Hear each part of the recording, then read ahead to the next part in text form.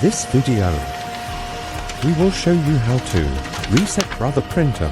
You might often encounter low on drum error signal from the printer.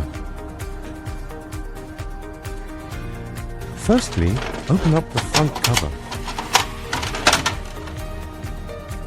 Press 3 times on the on/off button. Then close back the front cover and wait for the printer to initiate.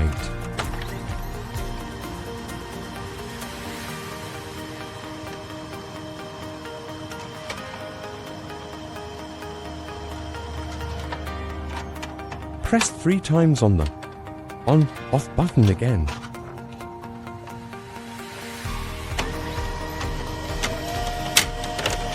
Wait for the test print results.